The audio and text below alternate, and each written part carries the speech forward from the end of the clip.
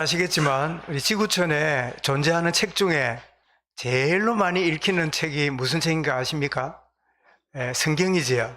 두 번째로는요, 12년 동안 청교도 신앙을 가지고 사제가 아닌데 바깥에서 설교했다는 죄로 그 감옥에 갇혀있던 12년 동안 감옥에 있으며 지었던 책인데, 그 책이 뭐지요? 존 번연의 철로역정이에요. 그래서 그러면 왜 사람들이 성경을, 심지어 절에 있는 스님도 성경을 읽는다 하더라고요. 뭐 왜 읽는지는 잘 모르겠는데 길이 있으니까 길을 찾을 수 있겠죠. 왜 그럴까요? 성경은 모든 사람에게 주신 인생의 문제를 진단하고 해답을 주는 하나님의 선물이기 때문입니다. 그래서 성경은 우리에게 참 많은 분량을 갖고 있지만 주제는 세 가지입니다. 첫 번째 뭐지요? 모든 인간은 죄로 말미암아 하나님을 떠나서 살고 있다. 여러분, 우리 요즘 열왕기를 우리 저녁 기도에 겸하여 매일 읽고 있는데 그 많은 왕들이 일어나가지고 하는 게 뭡니까? 하나님 떠나서 왕이 죄에서부터 자유하지 못하고 백성들과 더불어 저렇게 죄를 짓는 인생을 살았구나.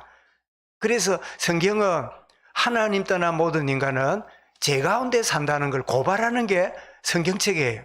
그래서 로마서 3장 23절에 뭐라고요? 모든 사람이 죄를 범하였음에 하나님의 영광에서 떠났다. 그리고 두 번째로 뭡니까? 아무리 내가 하나님을 떠났으니까 신을 만나야 되니까, 구원을 받아야 되니까 몸부림치고 애를 씁니다. 그리고 건강제를 먹고 또 몸을 관리하고 병원에 가서 막 이렇게 여러 모양으로 건강 치료를 하지만 결국은 인간은 애를 써도 죽게 되고 죽은 다음에 끝이 아니라 뭐죠? 심판을 받게 된다. 그게 성경이 말하는 두 번째입니다. 히브리 9장 27절이죠. 한 번 사는 것은 정한 것이요 그 이후에는 뭐가 있으리니? 심판이 있으리니. 그래서 세 번째로 주는 성경의 메시지가 뭐지요? 살아있는 동안은 구원받을 기회예요. 왜 죽을 뻔했는데 살아날까요? 왜 죽는 줄 알았는데 막 사람들이 사고만 나고도 살아날까요? 성경은 말합니다. 구원받으라고. 구원받을 기회를 갖게 하려고 의료도 발전시키고 참 이렇게 나가는, 작년 7월에 그 장례를 치룬 그 딸들이 미국에 있고 그 말씀드렸잖아요. 근데 지난 주간에 그 아버님도 97세에 돌아가셨다고 제가 어제 장복 그 공원 거기서 이렇게 하간 예배도 드려주고 오고 했는데, 왜 그렇게 사람들이 오래오래 살까요? 그것은 구원받고 하나님의 은혜와 축복 누리라고. 그래서 내 사는 동안에 인생 숙제를 해결받아야 돼요. 그게 뭐죠? 죄 때문에 하나님 떠난 인간인 줄 알고 하나님 만나서 영원한 구원의 답을 얻고 그런 다음에 주님 앞에 가라고. 그래서 이사야 49장 8절에 보면 말씀하고 있죠. 은혜의 때에 내가 네게 응답하였고 구원의 날에 내가 너를 도왔도다. 요거를 바울이 고린도후서 6장 2절에 바로 인용해가지고 쓰는데 바로 기억날 겁니다. 뭐라 했지요? 내가 은혜 베풀 때에 너를 듣고 구원의 날에 너를 도왔나니 보라 지금은 은혜 받을 만한 때요. 보라 지금은 구원의 날이로다. 보라 지금은 무슨 말이죠? 생명이 붙어있는 동안에, 생명 붙어있는 동안에. 그래서 작년 한 초부터 몇 개월을 쭉 그 모친 때문에 이렇게 가서 확신도 신고하는 중에 그 아버지도 교회를 다니다가 안 다니고 있어서 딸들이 아버지가 구원 확신이 있을란가 그런 중에 있었는데 마침 이렇게 오셔서 이 복음을 전했더니 이제 영접을 하고 확신을 하고 나서 딸들이 확인했다 그래요. 아버지 진짜 예수님 마음에 모시고 믿고 계십니까? 이렇게 물어보니까 그 아버님이 치매 걸린 중에도 예수님이 내 안에 계시지. 그래서 딸들이 아버지가 치매 걸려 있는 가운데도 참철이 확신을 갖고 계셨구나.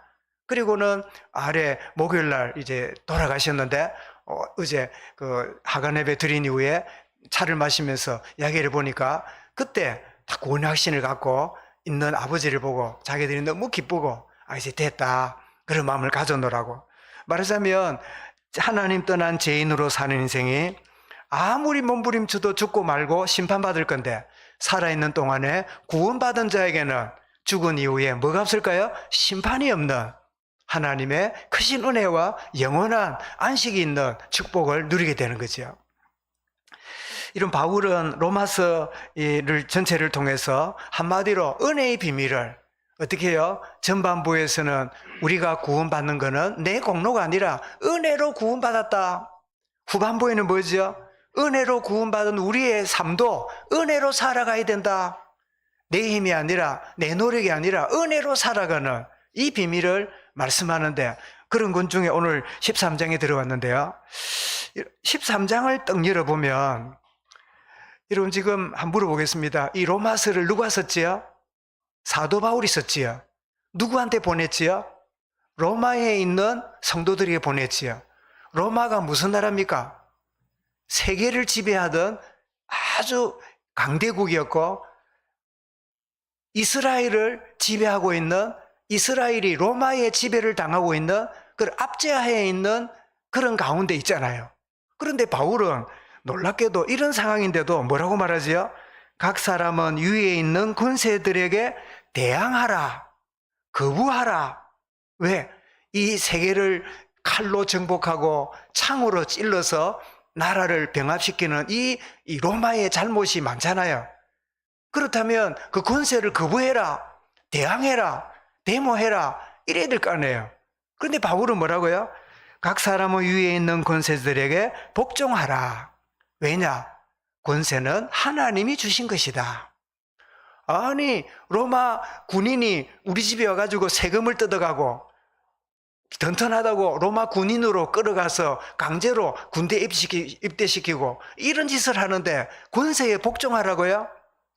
여러분, 우리 이 시대에 살아가는 우리보다는 지금 이 편지를 받는 로마에 있는 성도들에게 가져다주는 느낌은 훨씬 달랐어요. 무슨 말인지 이해가 되시지요? 지금 로마가 창칼을 들고 다니고 온 길거리를 다니고 온 주변을 다니는 그런 막 시대에 이 편지가 딱 주어졌을 때 이 편지는 육신적으로 대하면요 찢어버려야 돼요. 바울은 엄청난 이 잘못된 글을 쓰고 있는 거예요.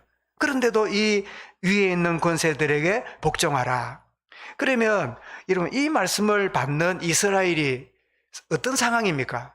우리 잘 아는 대로 남북으로 갈라진 이스라엘이, 북이스라엘은 아수르 나라에 망했고 남쪽 유다는 바벨론 포로로 끌려갑니다. 그게 BC 586년이지요. 끌려갔다가 거기에서 몇 년 동안요? 70년 동안 바벨론 포로 생활을 하지요. 그런데 이 바벨론이 페르시아 고레스 왕에게 지배를 당해서 무너집니다. 그래서 바벨론에 끌려갔지만 페르시아의 지배를 받자마자 고레스 왕이 너희가 나라에 돌아가서 성전 재건해라. 그래서 성전 재건하러 유대 땅에 오게 됩니다. 그런데 여전히 이스라엘의 주권은 바벨론에서 누구한테로 넘어갔지요? 페르시아로 넘어간 상태예요. 성전을 짓고 있지만, 그러다가 페르시아를 누가 무너뜨리느냐? 우리가 잘 아는 알렉산더 헬라 제국이 페르시아를 무너뜨리고 정복하게 되는데요. 이 알렉산더가 33세에 요절하고 죽습니다. 그래서 4명의 황제에게 지역을 나눠줬는데 그 중에 한 명이 셀루쿠스라고 하는 황제가 이 팔레스타인 유대 지역을 장악하게 됩니다. 그래서 지금 바벨론, 페르시아, 헬라, 그리고 이 셀루쿠스, 이렇게 주권이 넘어가면서 계속 이스라엘 나라는 축구공처럼 이놈이 찾다가 저놈이 찾다가 주권을 잃어버린 가운데 계속 지나는 중에 유다가 이래서는 안 된다 하고 독립운동을 해가지고 하스몬 왕조가 일어났는데, 그게 BC 167년에 약 100년 동안 이 하스몬 왕조가 이스라엘이 독립을 해요. 그러다가 형제끼리 싸워가지고 한 형제가 다른 형제가 밉다고 로마에다가 연락해가지고요, 당신이 우리나라를 지배해달라고 그래가지고 스스로 로마 제국의 속국이 되었어요. 그게 바로 BC 63년이고, 이런 가운데 로마의 속국으로 있다 보니까 로마 황제 대리자로 와서 유다를 다스렸단 말이에요. 유다 총독이 누구지요? 그 사람이 바로 빌라도 총독입니다. 그리고 왕은 누구지요? 헤롯 왕이었지요. 이 로마의 속국 하에 있는 상태에서 누가 오시죠? 주님이 오셨어요. 주님이 오실 때 가이사 아구스도가 명령 내려서 모든 사람은 각각 호적하러 어디로 가라고요? 고향으로 돌아가라고. 그래서 예수님이 베들레헴에 와서 숙소를 찾다가 찾지 못하고 마국간 말구유에 탄생하시는, 그때가 언제라고요? 로마 지배하에 있는 그런 상황이에요. 우리 아마 이 일제 치하에 있다가 45년에 우리나라가 해방이 됐잖아요. 그래서 저희 교회는 일제 치하 때 이렇게 태어나신 분이 아마 우리 김차영 집사님 정도나 태어나실까. 그 외에는 해방 후에 다 태어났잖아요. 45년 생 이전에는 일제 치하에 태어났고 45년 이후에는 해방된 나라에 태어났으니까 다르겠지요. 또 50년을 기준하면 6.25 이전 세대와 6.25 이후 세대 이렇게 나누게 되겠지요. 이렇게 나누겠는데 어쨌든 로마의 지배하에 지배를 당하는 중에 주님이 오셨고, 그리고 주님이 사역을 끝낸 다음에 BC 한 35년, 40년경에 주의 성령이 임함으로 교회가 시작이 되었어요. 그래서 교회가 시작이 되어서 복음이 널리 확산되는데, 이 초대교회를 예수 믿는 사람을 핍박했던 이 유대주의의 이 종교 젊은 지도자가 일어났지요. 그가 누구지요? 그가 바로 바울이었어요. 이 바울은 예수 믿는 사람을 죽이는 게 하나님 영광 돌리는 거라 생각하고 앞잡이로 다녔어요. 그랬더니 바울이 다메섹 도상에서 그 부활의 주님을 만납니다. 여러분, 인생은 주님 만나야 변화됩니다. 주님 만나면 새로운 인생이 시작이 돼요. 그래서 이 핍박하던 복음을 전하는 일을 위하여 바울은 전 생애를 걸고 복음을 전합니다. 그랬더니 자기 편에 앞잡이가 되어 있던 이 바울이 헷가닥 해가지고 저거가 볼 때는 오히려 이단의 개수, 그 초대교회 전하는 예수가 그리스도라는 이 복음 전하는 일에 바울이 온 세계를 다니니까 유대인 40명이 이 서로 작당을 해가지고 바울 저거 죽이기 전에는 먹지도 마시지도 않겠다 하는 자객단이여 40명이 따라 붙었어요. 그게 바로 사도행전 22장이 아니고 23장 12절부터 14절에 우리는 바울을 죽이기까지는 먹지도 마시지도 않겠다. 유대 단체에서 복음 전하는 바울을 죽이겠다는 핍박이 또 일어났어요. 자, 이렇게 바벨론으로부터 쭉 해서 로마 속국이 되고 또 이 권력을 가졌다는 종교 지도자들의 핍박이 가득한 이런 분위기 속에 위에 있는 권세자들에게 복종해라. 이게 여러분 정서적으로 맞습니까? 안 맞습니까? 정서적으로 전혀 안 맞는 말이에요. 부모님께 공경해라.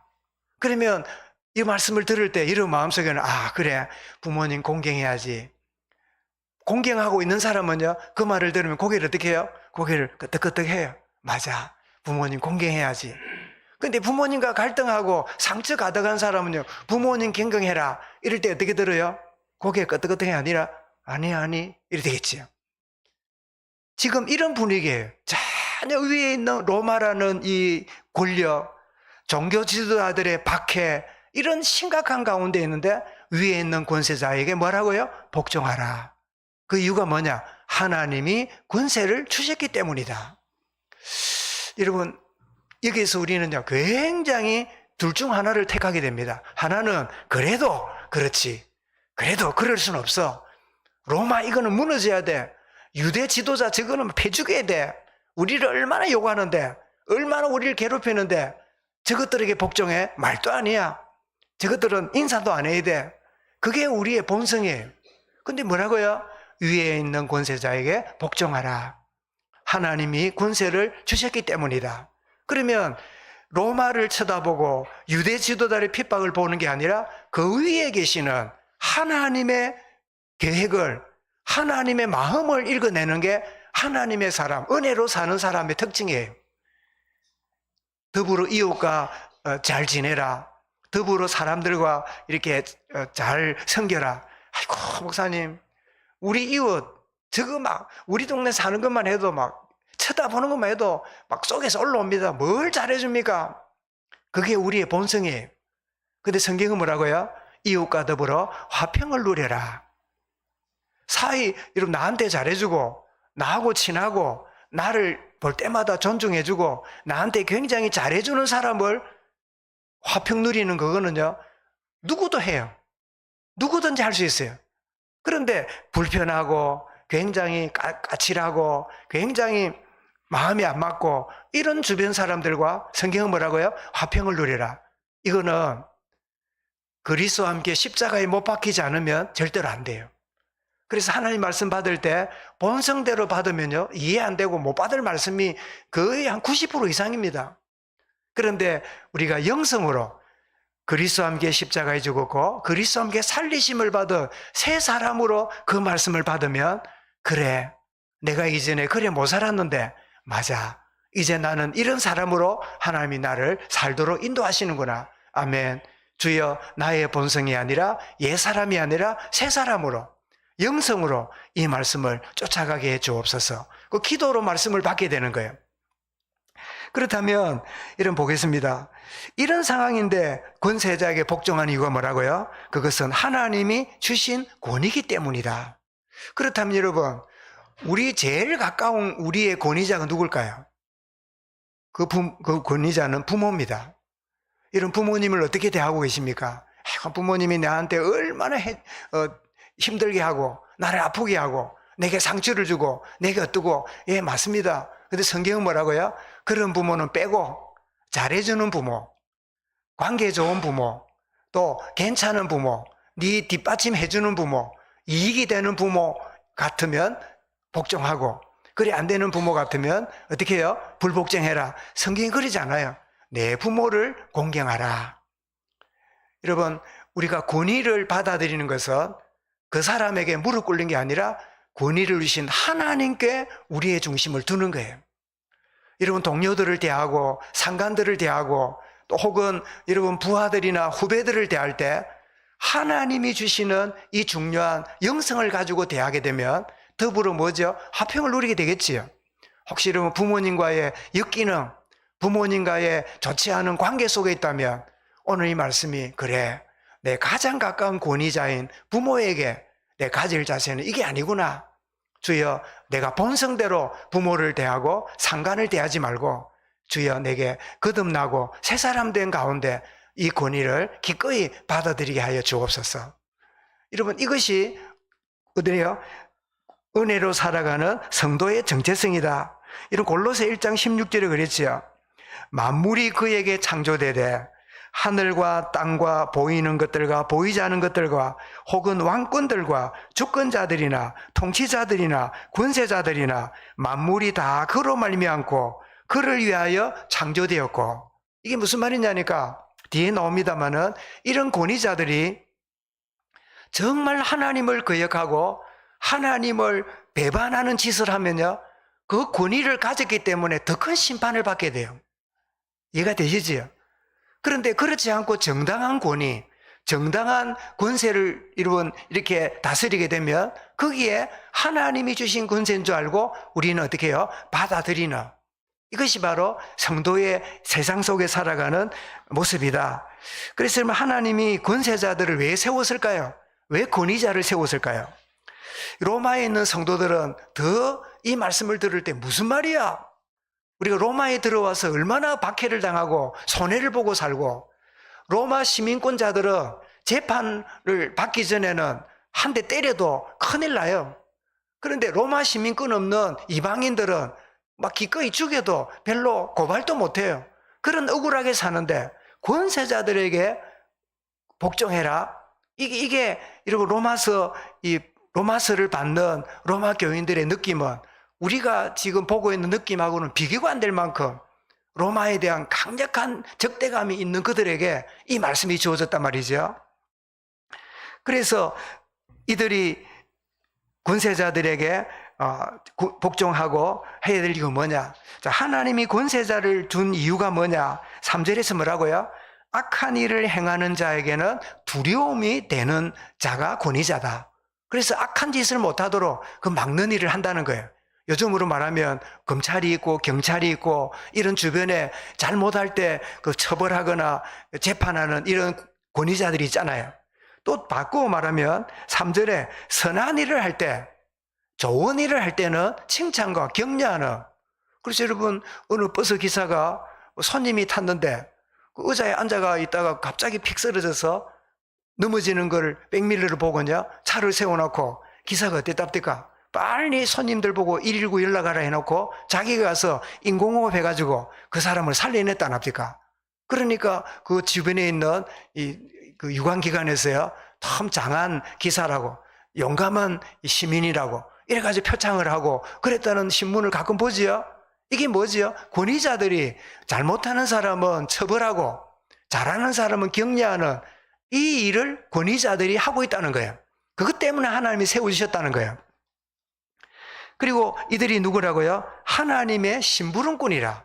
그래서 우리가 잘 아는 대로 권선징악.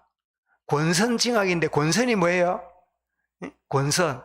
우리 학교 다니는 학생이 누가 있나? 우리 정민이 있네. 권선이 뭐예요? 권할 권자에 선할 선자에. 선한 것은 권하고 하게 하고, 징악은 뭐예요? 악을 징벌하고, 이 역할을 하라고 권세자들을 세웠다는, 공의로 다스리는. 자, 이게 하나님이 주신 권세자들의 해야 될 일인데, 그런데 이 권세자가 독재를 하고 자기의 지위를 이용해서 아주 잘못된 축적을 하고 부정축제를 하고 편법을 쓰고 불법을 쓴다면 어떻게 해요? 그 사람에게는 이 땅에서 처벌도 있지만 하나님 보실 때 그것은요, 우리 흔히 그러잖아요, 천벌을 받을 일이에요. 그 권위가 주어진 게 내가 잘나서 내가 남보다 뛰어나기 때문에 된 게 아니라 하나님의 허용 속에 된 거잖아요. 그렇다면 하나님을 두려워하고 하나님이 하시는 일을 기억하고 생각이 되는데, 자기 권세와 권위를 갖고 자기만을 위해서 남들을 괴롭히고 자기 배만 채운다면 그거는요, 하나님의 징계가 있는 거예요. 자, 그러기 전에는 그렇지 않는 공정한 다스림이라면 어떻게 해요? 잘 받아들이는 게 하나님께 복종하는 거다. 그 말씀을 하고 있는 거죠. 그래서 우리는 은혜로 사는 우리 성도들은 정당한 권위자들의 통치와 관리를 잘 순응하는 모범 시민이다. 저는 그렇게 단어가 생각났어요. 여러분, 예수 잘 믿는 성도는 정당한 이 권위자들의 국가의 지도와 이 정책에 잘 순응하고 잘 적응하는 게 뭐죠? 모범 시민이다. 예수 잘 믿는 사람은 국가에 대해서, 예수 잘 믿는 사람은 권위자에 대해서 반항하고 거부하고, 정당한 건데도 아주 불편해한다면 예수 잘 믿는 게 아니에요. 예수 잘 믿는 사람은 내게 속한 국가를 위해 기도하고 정당한 권위자의 지도를 달게 받고 잘 순응하는 게 뭐지요? 그게 바로 예수 잘 믿는 거예요. 그래서 예수 잘 믿는 사람의 세상 모습을 보고 뭐라고요? 모범 시민이다. 한번 여러분 따라서 해볼까요? 나는 모범 시민입니다. 이게 여러분 뭡니까? 예수 잘 믿는다 말하고 같은 말이에요. 예수 잘 믿는 사람은 모범 시민으로 사는 거예요. 아멘. 이게 해야 되나 말아야 되나? 예, 아멘이죠. 그래서 여러분, 교통 질서도 잘 지키고 아무 때나 유턴하지 말고 빨간불 있는데 뛰어가지 말고 잘 순응하고 나가는 게요, 그게 바로 질서에 순응하고 사는 예수 잘 믿는 사람의 세상 모습이에요. 그러면서 바울은 이 권위자의 이 다스림을 잘 받아들이는 가장 대표적인 예가 뭐냐? 세금에 대해서 이야기를 합니다. 저도 이 교회 부임한 지 12년 넘었는데요, 세금 이야기를 나오니까 처음 하는 것 같아요. 세금에 대해서 바울은 이렇게 말합니다. 자, 세금 이제 몇 프로 띄고 뭐 이런 게 있잖아요. 우리나라는 그냥 한 나라이기 때문에 세금이 한 종류입니다. 그런데 우리 미국에는 연방정부가 있고 주정부가 있어요. 유나이티드라고 하는 주정부가 있고 대통령이 다스리는, 주지사가 다리는 주정부가 있어요. 그 50개 주가 합쳐서 연방정부가 됐잖아요. 그래 이제 물건을 사거나 그러면요, 꼭 세금이 두 개에 나와요. 연방정부 세금, 또 하나 주정부 세금, 이 두 가지가 나와요. 세금을 두 가지를 내요. 그래서 이제 물건을 살 때마다 미국은 연방정부에다가 주정부에다가 이중으로 세금을 내구나, 이런 생각을 하고 지내왔는데요. 그런데 법적으로 아이고만 내기 싫어도 막 법이 그래 놓으니까 할 수 없다가 아니라, 은혜로 사는 성도는 뭐냐? 하나님의 신앙 양심 때문에 기꺼이 내는. 참 우리 장로님들이 기도하시고 참 국가와 교회 우리 현장을도 기도하시는데, 여러분 이 국가가 제대로 돌아가기 위해서 기도하고 존경하는 이것은요, 단순한 우리 부분이 아니라 신앙 안에 나오는 우리 자연스러운 표현이 되어야 된다고 생각합니다. 그죠? 그래서 법 때문에 내는 것이 아니라 당연히 내가 내므로 국가가 돌아가는, 내가 내는 세금이 국가가 윤택하게 돌아가는 이 일에 나는 중요한 일을 하고 있다. 그래서 대통령이 장관이 국가를 운행하는 게 아니라 내가 내는 세금이 국가를 움직이는 뭐예요? 윤활유가 되고 있다. 그래서 저와 여러분이 내는 이 세금이 국가를 살리는, 그래서 세금 내는 사람은요, 모두가 무슨 사람인지 압니까? 한번 따라해 볼까요? 세금 내는 사람은 진짜 애국자다. 그죠? 그래서 세금 떼먹는 놈은 매국노라. 그래가지고 여러분 막 지금 트럼프도 이번에 고발당해가지고 5천억입니까? 벌금 내게 만들었지요. 왜냐하니까 이 양반이 부동산 업자잖아요. 부동산 거래를 하는데 은행에 가짜 이 정병 서류를 내가지고 많은 융자를 내는 그 일에 이 사기를 친 거예요. 그게 이번에 드러나가지고 벌금이 5천억인가 내야 돼요. 그것도 안 내고 나면 자기 대통령 지금 다시 나와가고 대통령 운동하는, 선거 운동할 경비가 없어진다네요. 그래서 저는 잘 모르겠습니다. 그 양반이 다시 미국의 대통령이 될지 바이든이 재선할지 모르지만, 저는 개인적인 정서는 저런 사람이 어떻게 미국에 나와가지고 저렇게 하고 있는지 참 안타까워요. 물론 막 보수주의에서는 막 트럼프가 일어나야 된다 이렇게 말하는데, 여러분 생각해 보세요. 자기가 대통령 여러분 당선 안 됐다고 여러분 나라 법을 정하는 국회의사당을 공격하라고 지시한 사람이 어디 있습니까? 그게 정신병자지. 안 그래요? 거기 트럼프 지지자 있거든. 끝나고 나서 한번 해주세요. 하지만 저는 개인적으로 그런 행동 자체는, 트럼프는 받아들일지 몰라도 그 행동 자체는 여러분 잘못된 거예요. 세계 민주주의의 심장인 미국 국회를 파괴하라고, 공격하라고, 그런 정신병자가 어디 있습니까? 그래서 좀 문제가 많다. 그 행동만큼은 그런 생각을 해요.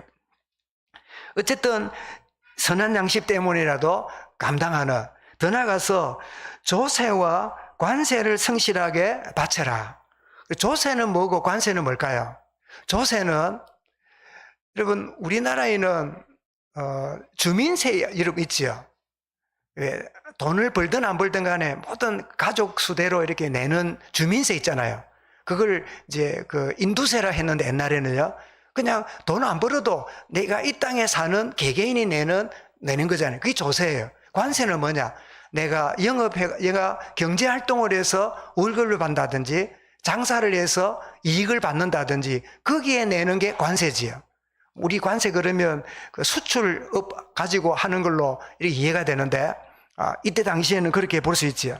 내 개인이 내야 될 것과 내가 경제 활동을 통해서 얻는 유익들, 적절하게 세금을 내라. 그게 바로 조세와 관세지요. 그러면서 이들이 누구냐? 이 담당자들은 하나님의 일꾼으로 역할을 하고 있다. 그래서 여러분 세금을 거두거나 또 공직에 있거나 이런 사람이 정당한 역할을 할 때요, 기꺼이 받아들이고 기꺼이 존중하는 게 뭐지요? 예수 잘 믿는 세상의 삶의 모습이다. 그렇게 우리가 이해하면 좋겠지요. 그래서 그 일을 하는 자들을 7절에 뭐라 했습니까? 7절 오늘 읽은 말씀 가운데요, 그들을 그냥 억지로 내고 바치는 정도가 할 게 아니라 어떻게 한다고요? 두려워하고 존경할 자를 존경해라. 두려워할 자를 두려워하고 존경할 자를 존경하고, 이게 무슨 말일까요? 자, 두려워할 자를 두려워하고, 이 말은 기분 나빠도 정당하게 통치하는 것은 받아들이고 이런 뜻이겠지요, 수동적으로.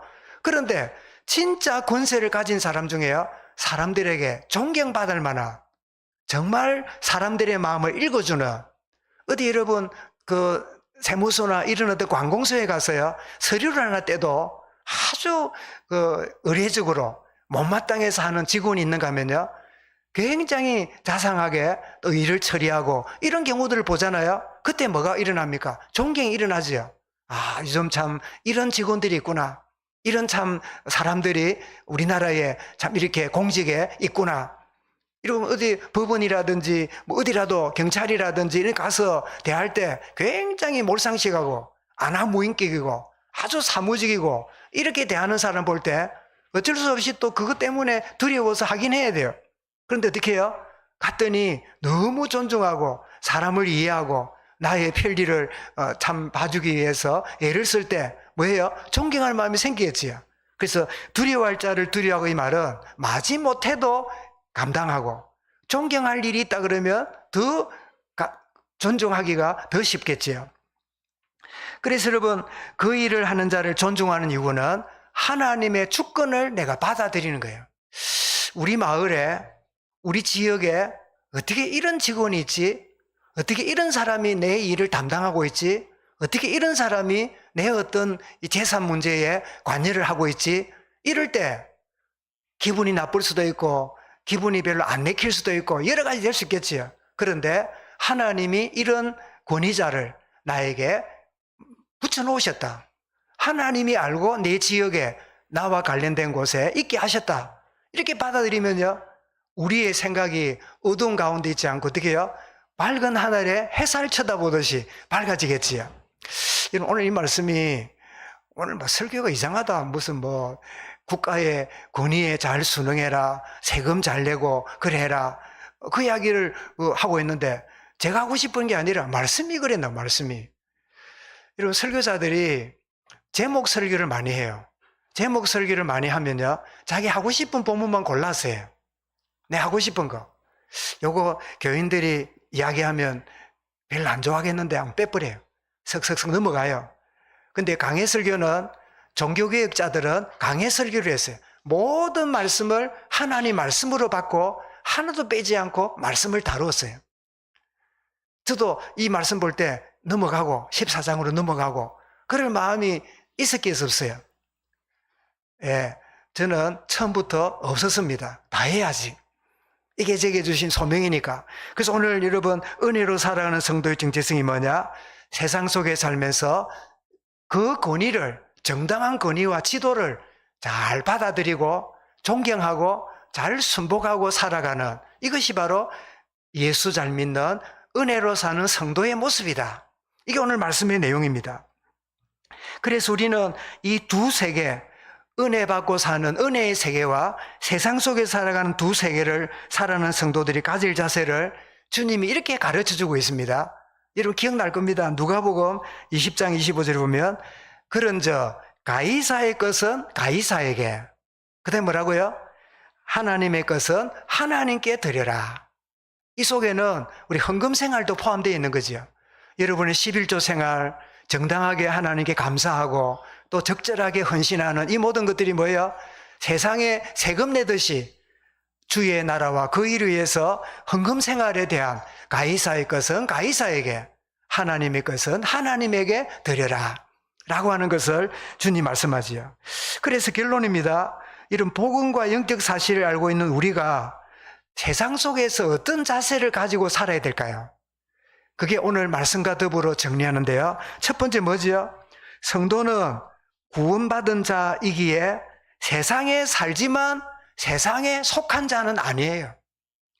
꼭 이런 미국 사람이 우리나라에 대사로 와 있습니다. 한국 땅에 살지만 저 사람들은 뭐예요? 한국에 살지만 한국 사람 아니에요. 우리는 예수 믿는 순간에 세상에 살지만 세상에 속하지 않고 주님께 속한 자예요. 그게 여러분 요한 17장 16절 말씀입니다. 같이 읽어보겠습니다. 시작. 내가 세상에 속하지 아니한 같이 그들도 세상에 속하지 아니하여 사옵나니. 그래서 빌립보 3장 1절 뭐라고요? 우리의 시민권은 하늘에 있는지라.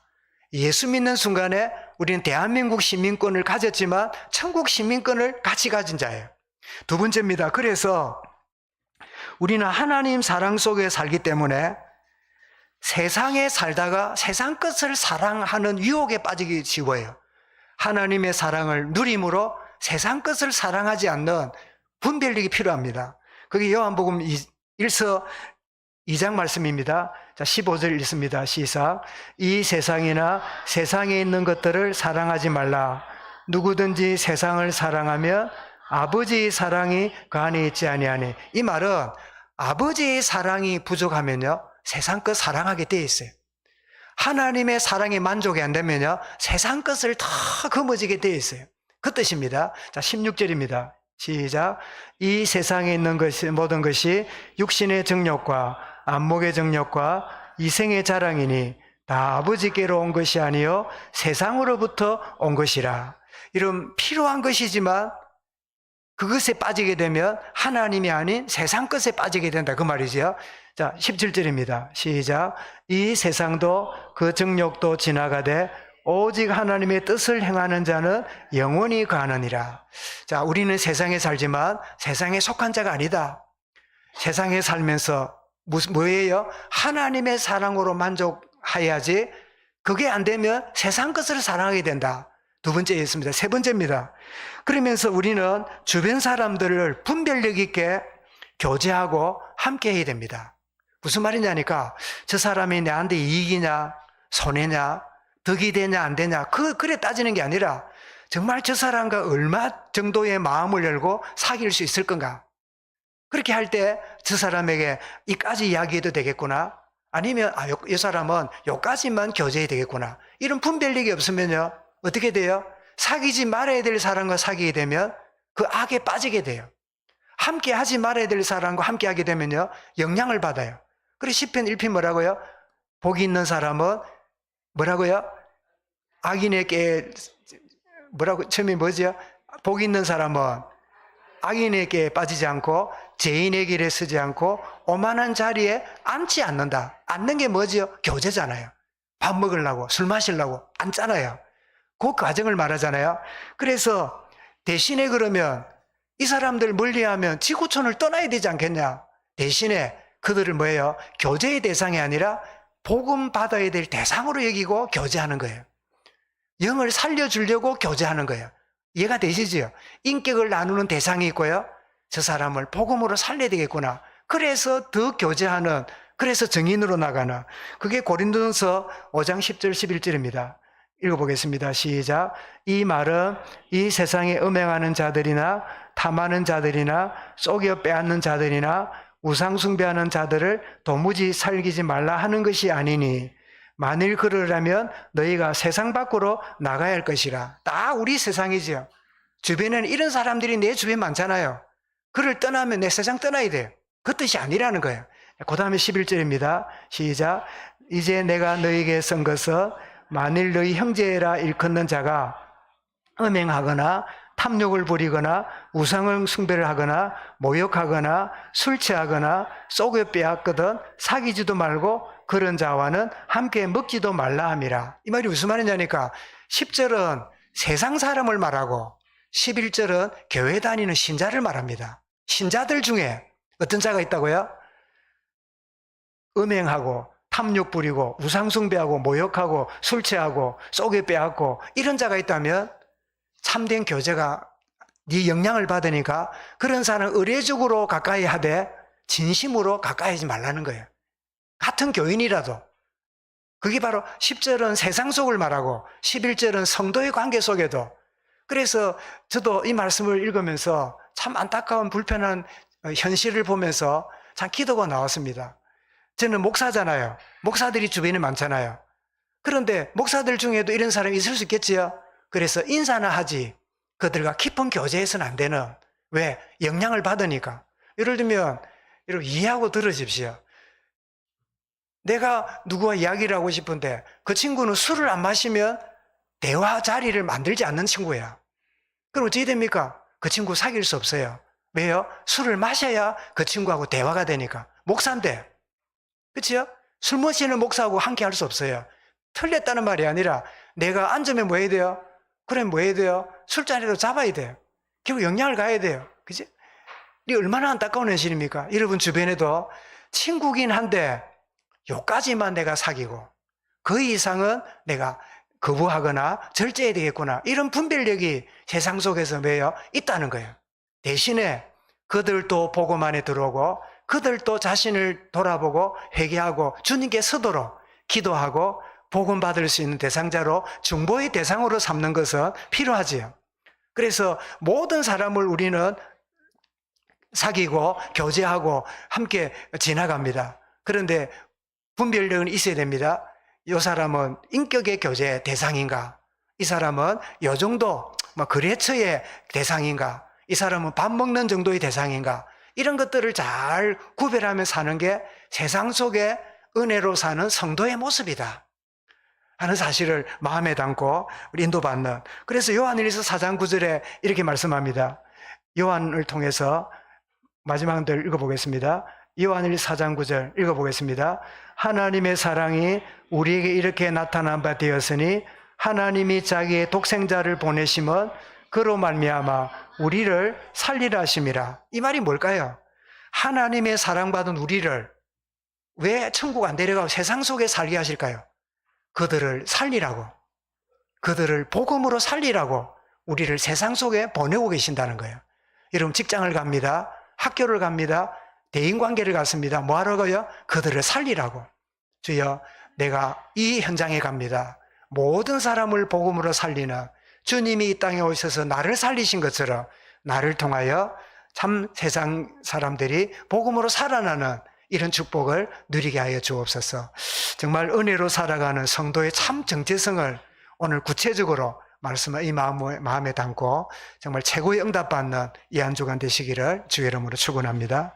감사합니다. 주님, 은혜로 사는 성도의 정체성이 어떠한지를 참 위에 있는 근세자에게 참 복종하며 잘 받아들이라고 하는 이 바울의 말씀, 하나님 말씀을 통하여 일깨워 주신 것 감사합니다. 우리는 세상에 살지만 세상에 속한 자가 아니요 하나님께 속하여 그 사랑을 받기에 세상 것을 사랑하지 않는 구별된 가운데 있으며 세상 사람을 사귀되 어떻게 사귀며 교제하며 어떻게 대할지를 늘 깨어 분별할 수 있는 참 분별력을 가지는 이 말씀 주여사오니 이 말씀이 우리의 참 본성이 아니라 영성에 자리 잡게 하시고 각인되게 하셔서 이 말씀이 온전히 생활화되는 은혜의 참 축복을 누려가는 이 한 주간 되도록 인도하여 주시옵소서. 주 예수 그리스도 이름으로 기도드리옵나이다. 아멘.